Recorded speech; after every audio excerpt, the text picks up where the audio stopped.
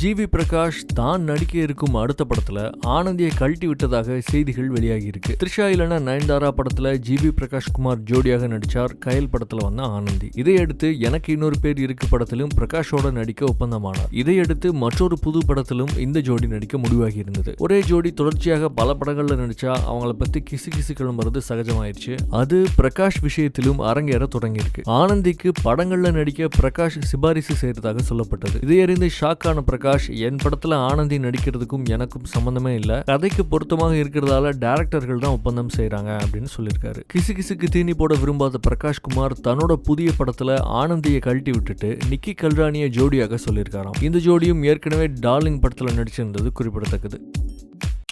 நான் ஒருவேளை இந்த படத்தை ப்ரொடியூஸ் பண்ணியிருந்தேன்னா கண்டிப்பா இப்படி வச்சிருந்திருக்கவே மாட்டேன். நானும் அனிருத்தும் ஒரு எஃப்எம் ஸ்டேஷனில் உட்காந்து இதை லான்ச் பண்ணியிருப்போம். லான்ச் பண்ணிட்டு ஆக்சுவலி இந்த படத்தை பொறுத்த வரைக்கும் அப்படின்னா ஒரு பிரேக்குக்கு அப்புறம் திரும்ப அனிருத்தோட நம்ம பேசலாம் அப்படின்னு சொல்லி முடிச்சிருப்பாங்க. அப்படி அவரோட 1 hour பேசணும்னா அதில் மினிமம் 5 தடவை சங்கர் சார் பேர் வரும்.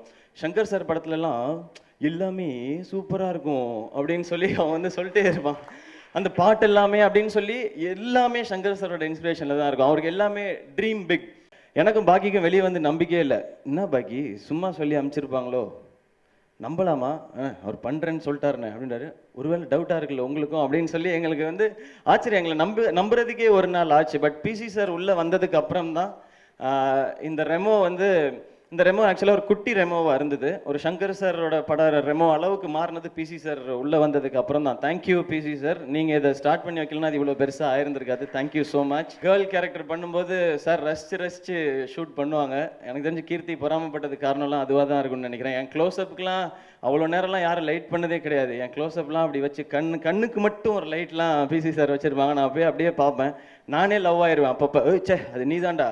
உண்மையிலே இந்த லேடிஸ் எல்லாம் பயங்கரமாக அப்ரிஷியேட் பண்ண நினைக்கிறேன். இந்த த்ரெட்டிங் பண்ணுறதெல்லாம் இருக்குல்ல, ஒவ்வொரு முடியாக பிடுங்குறாங்க. செத்துட்டேன் நான் 3 தடவை பண்ணேன். நான் 42 days பண்ணோம் இந்த கேரக்டர் மட்டும்.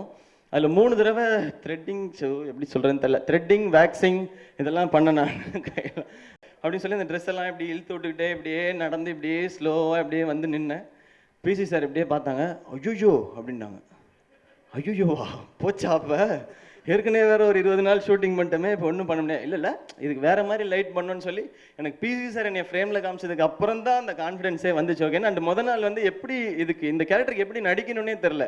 எப்படி பண்ணாலும் அது வேற மாதிரி இருக்காது.